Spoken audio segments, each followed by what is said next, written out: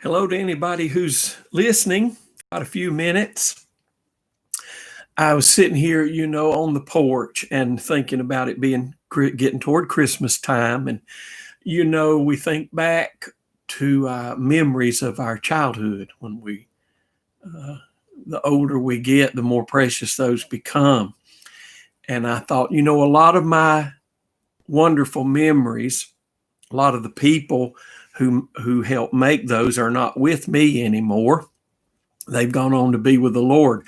And I remember most of those centering around my grandparents' house on Richard Street, Mr. and Mrs. L.E. King, and a lot of them at church at Wilmont. So I thought I'd post it on this page. I'm going to talk a little bit about people I remember in the neighborhood and things I remember at church. And I know a lot of you don't have time to sit and listen to a long video, but I'm just talking for anybody who might happen by and will listen to a little of it. Who knows?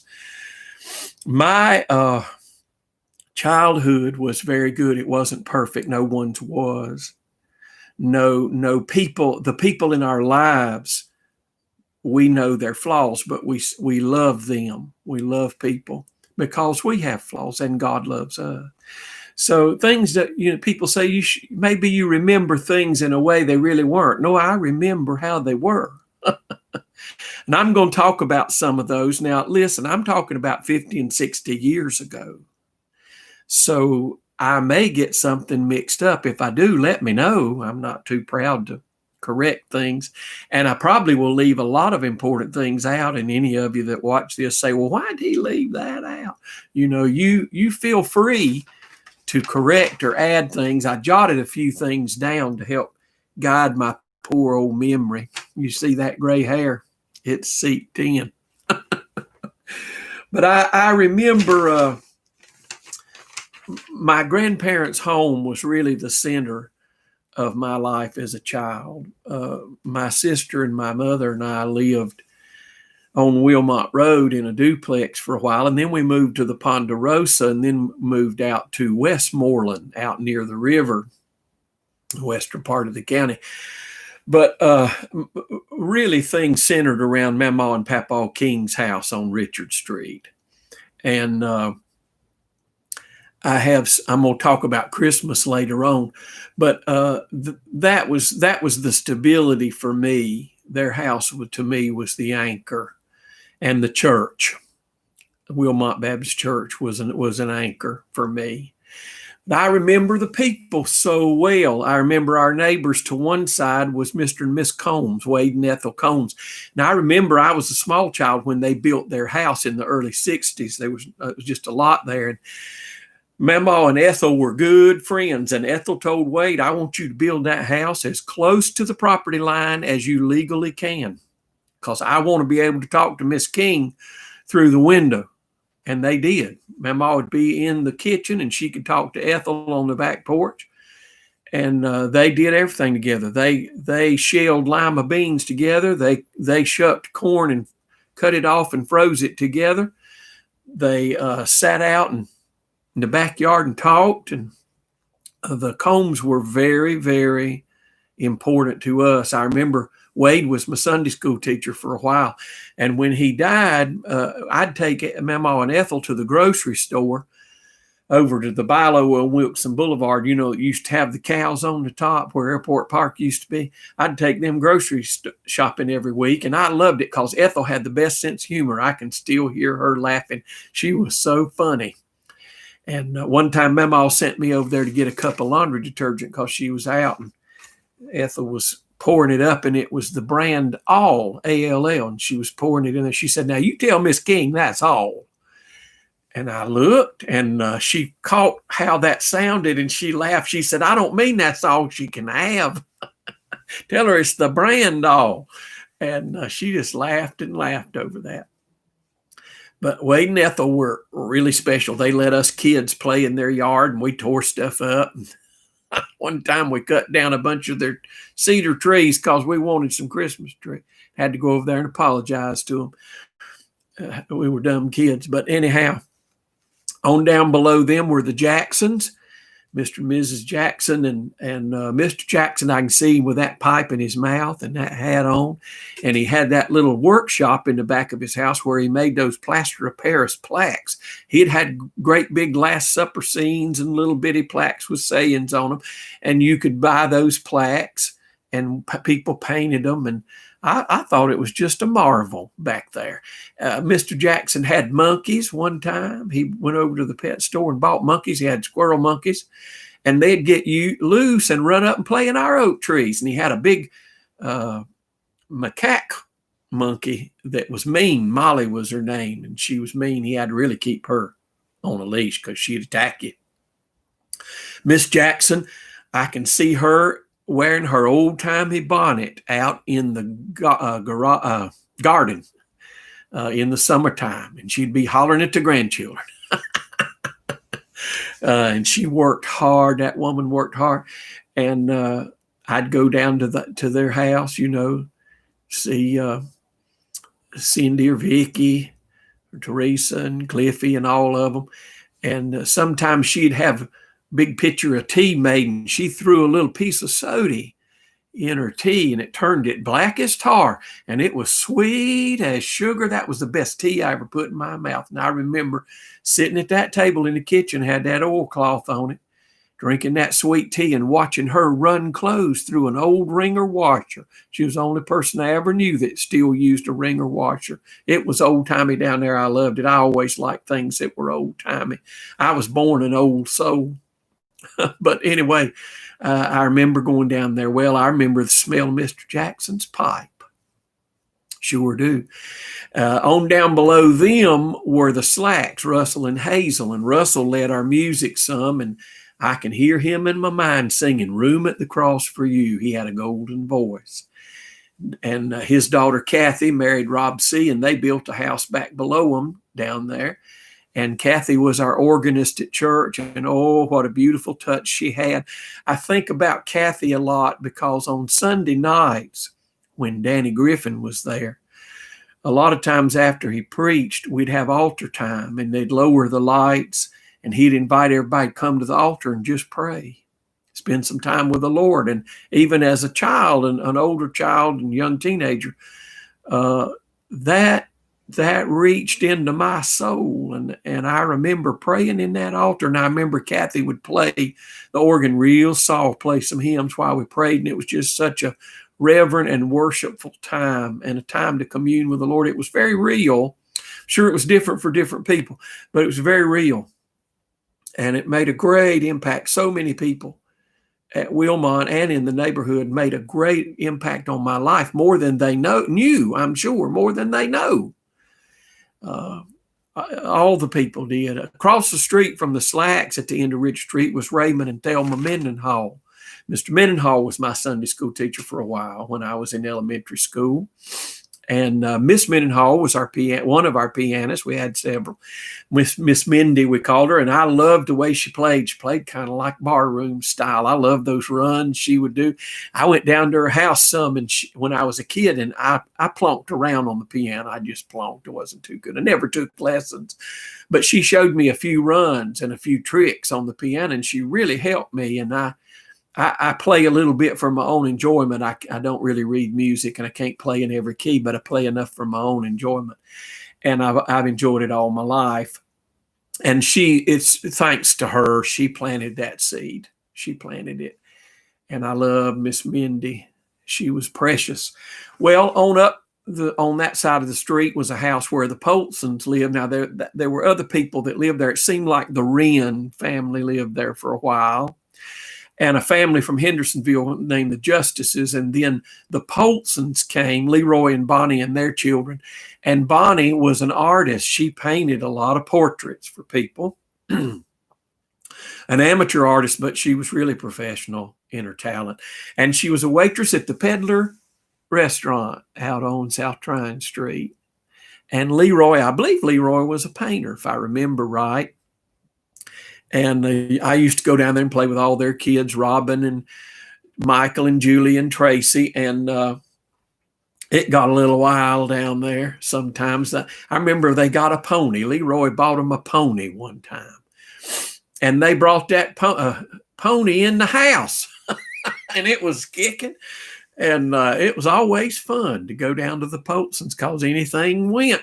And I was down there one night, and Leroy fried us up some eggs. We had fried eggs and pork and beans, and I ate supper with them. And I loved going down there. And on up the street, or the next lot over, was a little house where the Benfields lived. And the Benfields were Gladys Jackson's mother and father. Bill and Gladys were married. Bill was Mr. and Miss Jackson's son, and the Benfields lived there for a while. And I remember Miss Benfield made the best pound cake I ever put in my life. My grandmother would go down there to visit with them, and she almost always had a pound cake there, and it was just buttery and good.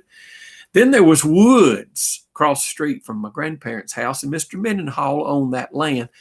And we played down there. It was a wonderland to us. There was a creek. It had salamanders and crayfish in it, and vines growing you could swing on. And we played all day. I don't know how we didn't get snake bit. We ran all through there in the summer with no shoes on, played in the woods. We never got hurt.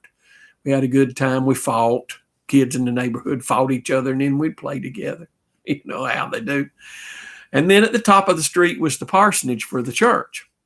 So Richard Street was just a very important part of my growing up, those people that lived there. And next street over on one side was Shady Lane, and a lot of people from Shady Lane went to Wilmont Church. Most of the people in the community went to Wilmont. Then on the other side was Reuben Street, and I don't remember a whole lot of people that lived on Reuben. Some of y'all might. Tell me who went to the church who lived on Reuben Street. I can't recall. All of those names like Richard and Reuben and Ava and Rebecca, I believe these were part of the Bostic family. The Bostic, that whole region is called the Bostic development. So they were named for maybe their kids or something. But if you go on down Wilmont Road, you came to, there was actually across the street from the church on Wilmont, there was a duplex that the Acoths owned. And for a while, Madge Turley lived there. And I used to go see Madge every day. She was so sick with cancer for so long. She eventually moved to Florence, South Carolina, and died there. But I loved Madge so much. We helped take care of Candy, her little Cocker Spaniel. We'd get her bathed and clipped. We'd go read. And Madge liked Back to the Bible radio broadcast, and she liked Theodore Epp. Y'all remember Theodore Epp from Back to the Bible? She had all of his books, and I was just a young teenager, like 13 years old. But God was dealing with me, and we'd sit there, and Madge and I would talk about the Lord and about the Bible. And she loved Theodore Epp's books. She gave me some Theodore Epp books as a teenager, and she loved young people. She had all the young people from the church. She had their school pictures in frames sitting on a table in her living room. She said, "These are my babies." She was a mother in the church. She really was. I love Madge. Be glad to see her when we get to heaven. Then behind Madge was Acoth's Lake back down in the woods there. And Mr. and Miss Acoth, who were our other neighbors on the other side, they ran a fishing lake where you could go fish for carp and catfish. And they had a little store down there, and they sold Sundrop products and fishing dough and worms and snacky food, sardines. We had a good time down there. But the Acoths at their house, they kept Sundrop products in a refrigerator on their back porch. So if I went over there, 9 times out of 10, I could get a Sundrop, and that's the only place I ever got them. They owned the store, the general store, right at the top of Richard Street there, across from the church. Just an old country store. Screen door, Marita bread screen door on the front of it that would bang when you went through there. And they had the old ice box with the cold water in it, and the drinks down in the cold water. You could get your Sundrops, your little Coca-Colas, which is all my grandfather would drink. Grape crushes, that kind of Dr. Peppers. It was so good. They had a killer candy counter. Those big glass and wood candy counters had those zero bars and Snickers and all that, and Paydays. And they had those Kool-Aid powder in them straws that you could I loved them, and they'd get all gunked up and you couldn't get the Kool-Aid out and you had to keep tearing it. They had those wax lips and they had those little wax bottles with liquid Kool-Aid in them, and you bit the top off, drink the Kool-Aid and chew on the wax. And they had bazooka bubble gum and bubble gum cards, and it was a wonderland if you could scrounge up a nickel or a dime and go up there. And sometimes Mr. Akoff leased that store out to a couple named the Reeds. Y'all remember the Reeds? Mr. and Miss Reed moved out here from Oregon, and he was great tall and wore a cowboy hat and had a Western accent, and they lived in the apartment up over the door. And Mr. Reed sometimes would let us bring drink bottles that we had picked up for the deposit and give us the money so we could buy some candy. And so I'd pick up drink bottles that people threw out on the roads around there and take them, trade them in. And a few times we took some eggs up there because they sold, a little bit of produce and some eggs. And so everybody had hens. Miss Acoth had a bunch of chickens. They run all over the place, and we had chickens for a long time. Now I could take a few eggs up there and trade it for some candy. One time I had enough stuff, I got a carton of chocolate milk, and I thought I'd died and gone to heaven. It was so wonderful. So the store was there. I think when the Reeds left, if I remember correctly, the man and woman that took it, I believe their name was Farrier or Farrer or something like that. After that, it ceased to be a general store anymore. If you go on down Wilmont Road, on the right was the McDaniel house, Tate McDaniel and his parents. They lived in a very nice ranch-style home there. I believe that was at Ava Avenue. And go on down toward the bridge and cross the bridge, and I believe the Tolsons lived on the other side of the bridge. She ran a nursery school for a while. And then a big white house there was Mr. Wade Baker. And I don't know if he worked for Pepsi Cola or what, but he always had cases of Pepsi Colas in his garage. If y'all know if he worked for Pepsi, let me know, Mr. Wade Baker. But we lived in the duplex right beyond him and at the corner of Rebecca and Wilmont. And when Mama would cook out on the grill, usually on the weekends, she'd send me down to Mr. Baker's with some money to see if he'd sell me some Pepsis. Excuse me.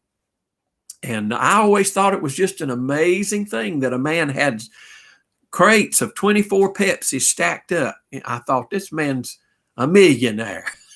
But it was the coolest thing. Didn't even have to go to the store to get our Pepsis. That was just neat.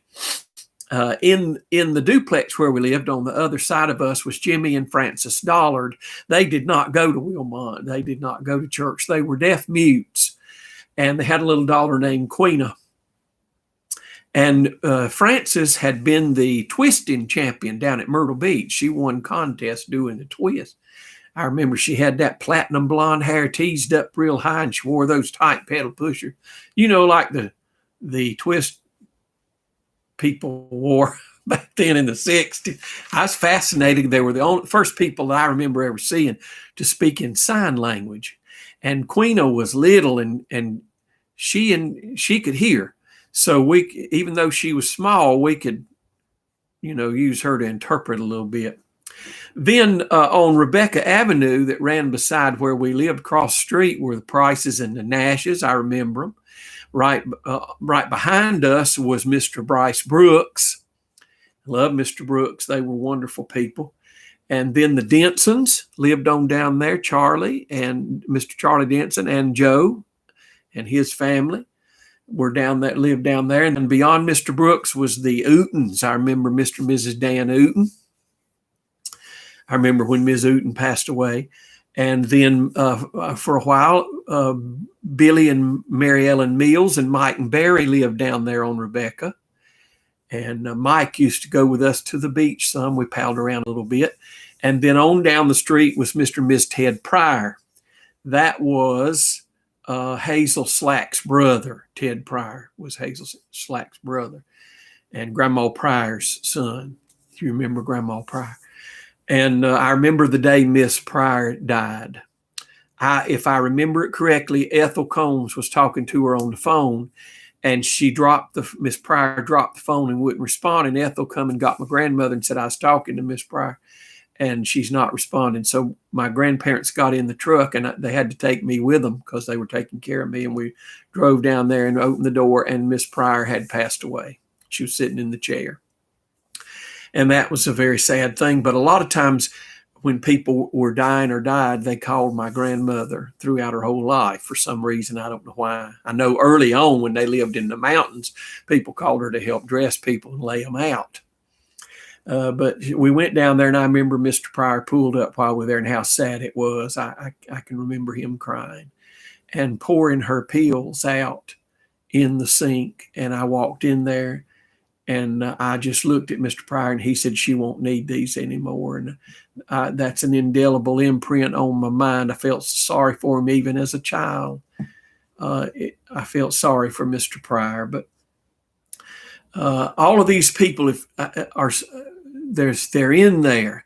We go on down Wilmont, and I remember the Popes lived down there. I remember I see some people's faces, but I can't get their names. It'll come back to me. I believe, didn't the Ray Presslers live down Wilmont? And then I know Bill and Gladys Jackson lived on the left, Cindy and Vicky. And then Joe and Clint Thomas and Karen and Buddy lived down there on Wilmont. I remember their brick house there. And Miss Stegall had been one of my Sunday school teachers. They lived down there, and Mr. and Miss John Godley. And they had these exotic cows. They had Longhorns. They had a Brahma bull. I was just fascinated when we rode by there. Because, the Godleys came from the West. He always wore a Stetson, Mr. Godley did. And then there was no Billy Graham Parkway or office buildings. That was woods. We hunted where the Billy Graham Parkway is. Uncle Jack took us hunting one time there. And then if you go down to Yorkmont, the prison camp was on the right, and Yorkmont turned to the left, and Mr. and Ms. L.S. King, Lewis King, had a store there. And I remember their grandsons, Jeepy, who was my age, and Philip and Mitchell, and their mother, Virginia. I don't think they were any kin to us. People ask me a lot, were they kin to you? But these are memories that I have. I remember going out to Wilkinson Boulevards where you went to shop, and you'd come across West Boulevard, and then in the fork of the road there at Old Steel Creek with the Burgesses, M.O. and Joan, right there, and Cheryl and Allen, and go on Old Steel Creek past the Pinehurst neighborhood, and on down to the Burlesons lived on the left before you got to the golf course. I remember the Burlesons. Then past the golf course and go over the bridge, and you were at Wilkinson, and over there was the parking shop where the Hilton twins, Daisy and Violet, who were joined at the hip. They had been circus performers and movie stars. Mr. Charlie Reed took care of them in their last days, and they weighed the produce at the parking shop. Y'all remember that? They died in their house over off of Greenland Avenue. And they worked there. We didn't shop a lot at the parking shop. My Aunt Juanita did, but we didn't. We went to the Pick and Save. Some of y'all might remember Pick and Save on Wilson Boulevard. And I remember Miss Peel at Peel's Florist. I remember going to Bailey's Barber Shop on Wilkinson, old Mr. Bailey and his son Ron, and Southern Hardware and Famous Mart. We shopped there, and Hopper's Discount Store, and Mr. and Miss Hopper lived over behind the airport, and they had the discount house, and there was a lot of Christmas presents bought at the discount house. And then down the sidewalk from Hopper's was Mabel's Beauty Shop, where Mama got her hair fixed. I remember Mabel, and remember when they built the Burger Chef out on Wilson Boulevard. So that was our world right there. That was our world. It's what we lived in. I had jotted a few things down here, so I'm kind of checking. I'm checking my notes. At the South 29 Drive-In, we used to go there a lot. I went to see the movie Bonnie and Clyde there, and they brought Bonnie's and Clyde's death car to show. If you came to see the movie, you could see the death car, and the blood splatters was all over the top. I'll never forget that. I remember the old original barbecue house behind the Dairy Queen. It had the best Brunswick stew I've ever put in my mouth. I've never had any that good anywhere. I'd love to have the recipe. And we went to the Barbecue King, which is still there, thank God. And I remember a place over off of Yorkmont and South Tryon called Niven's Meat Market. Mr. Niven's had a meat market, and you could go there and we went and got our roasts there and our bacon and hamburger meat. He made homemade liver mush, and he'd cut a little piece off and hand it to you. You know, liver mush is already cooked. You don't have to fry it. I like it fried on a sandwich, but it was cooked. He just cut a little piece off, and I'd eat it cold. And I remember I loved it. Most kids wouldn't do that. They wouldn't want it. But that's my neighborhood memories. Let me share my church memories with you. I already told you some of my Sunday school teachers. Aunt Juanita, I'm sure, was my beginner teacher because she taught the beginners for years, Aunt Juanita King. And my mother was the superintendent of the nursery for a long time. Miss Stegall was one of my teachers. Miss Burgess, I'm sure, was one of my teachers.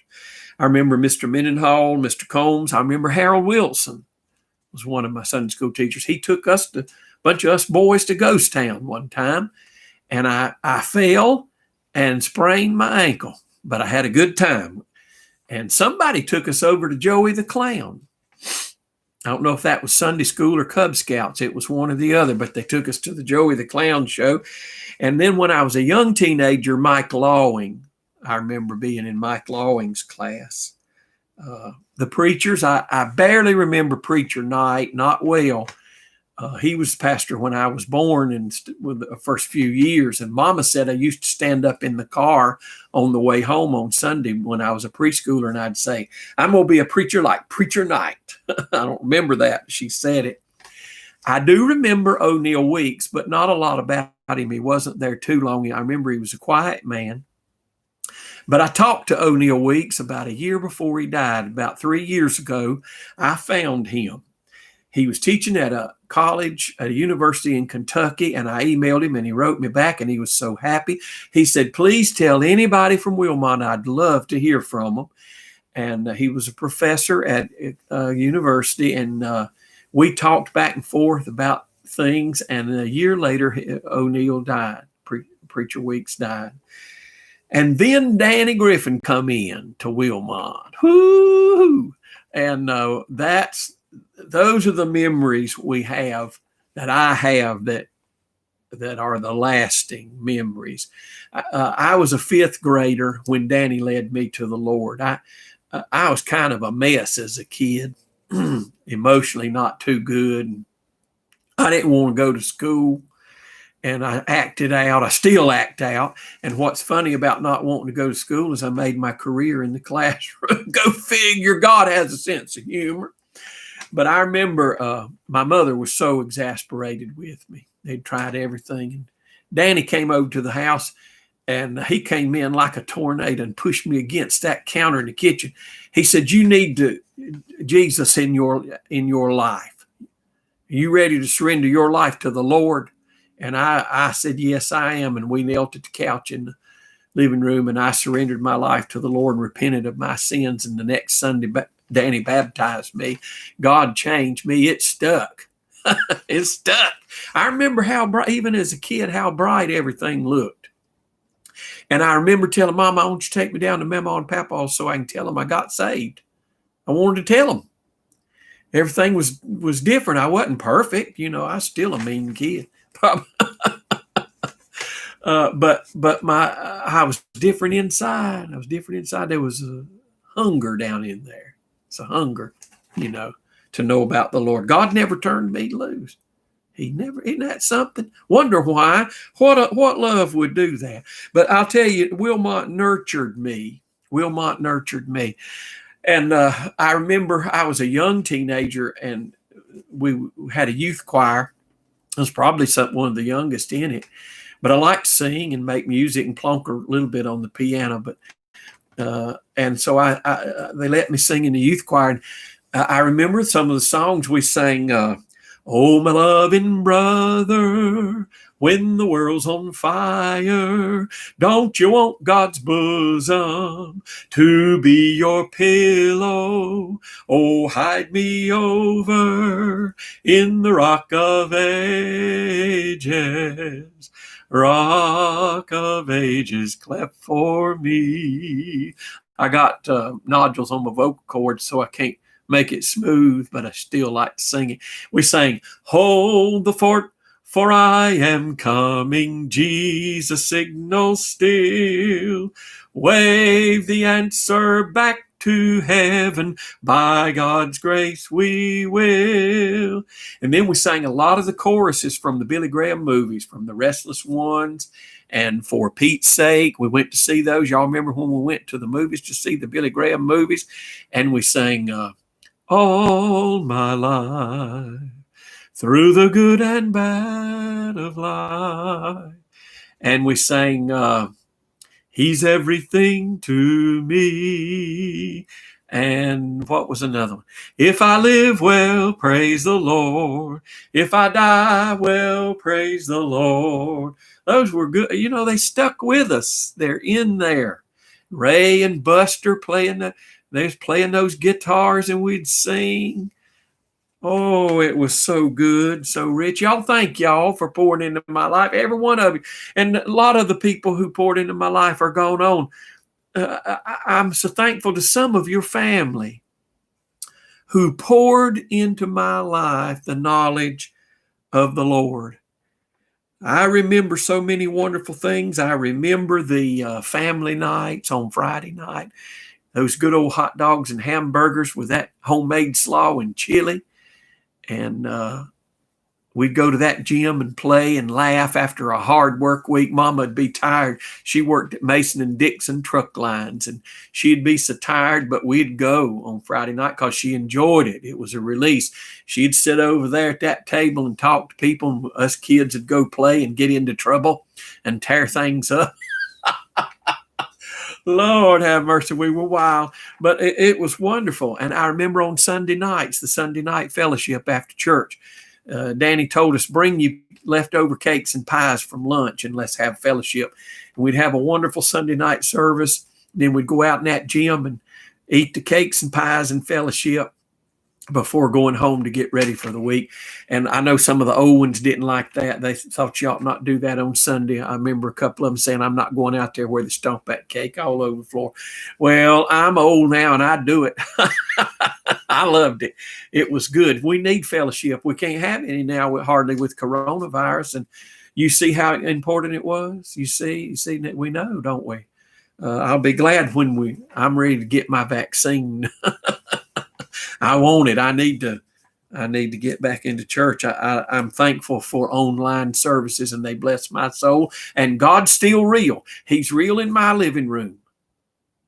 But I need to get back to be with God's people and receive Holy Communion.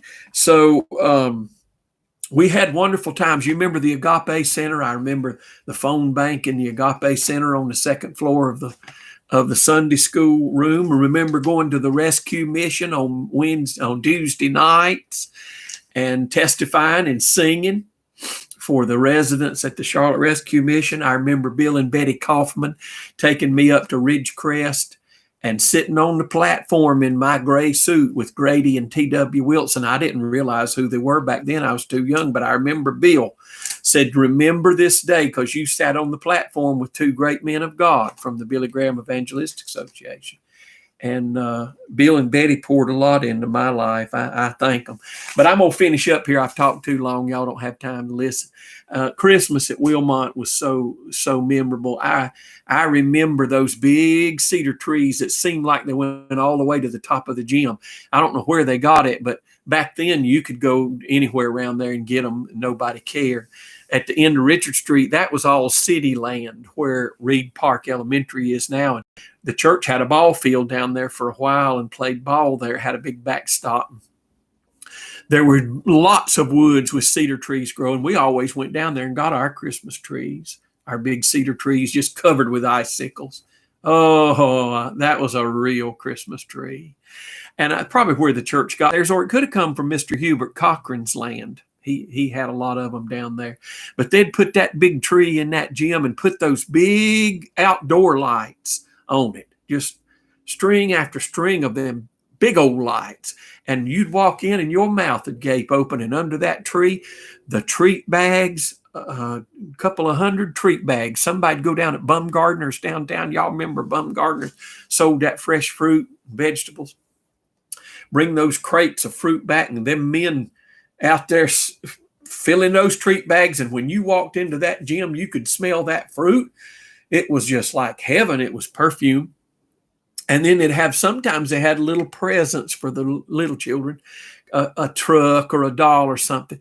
And Mr. Brooks or Mr. Cochran, may have been some others, dressed up like Santa Claus and came in that back door with a big old sack, and the kids almost wet their britches. I did. I almost did. I'd get so excited, and we'd sing Christmas carols and hand out those treat bags. That was a wonderful thing.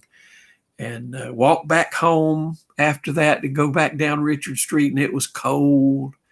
Lord have mercy. Christmases at Mama King's house and Papa King's, all the cousins would come over, and some of the older ones would bring firecrackers, shoot them off, and the presents in the front room, and then the paper would be up to your waist when they opened the gifts up. Mama had her coconut cake and her chocolate cake on the table in a big punch bowl, and we had to watch out because one of my uncles would bring a little something to pour in the punch if we weren't careful, but we won't talk about that. We were Baptists, so we can't talk about that. But y'all know, your family's probably the same way. And the men would tell fish stories, what they'd called at Lake Wiley or Lake Norman recently, and the women had swapped Betty Feezer recipes. What's Betty Feezer cooking this week? And stuff like that. We had a good time. Cousins would go outside and play and get into trouble. And I shouldn't tell this on the church page, but God knows everything. So Bible says, confess your faults one to another that you may be healed. We'd run across the street and get the rabbit tobacco, which was good and cured by Christmas time, in the field. And we'd strip that rabbit tobacco off and roll it up in the Charlotte newspaper and smoke it. And we'd choke and gag. And it was horrible, but we did it because it was taboo, sinful nature. But it didn't kill us. Thank God. We're still around. God's merciful. God's merciful, and I'm so thankful. I love all of you. I hope you all doing well. Stay safe from the virus. Let's do what it takes to be safe, and keep each other. Let's keep each other safe. And I hope all of you have a wonderful holiday. Things are not like they were 50 and 60 years ago, but God's not changed. God's the same. He's the same yesterday, today, and forever. He's still wonderful. Same God that saved us years ago and had mercy on us. Every good thing that we've experienced has come from his hand. Every bad thing we have experienced, he's used it to teach us a lesson. And so all things that come from him are good. Y'all have a Merry Christmas and a wonderful New Year. And I'm sorry for talking so long. God bless y'all.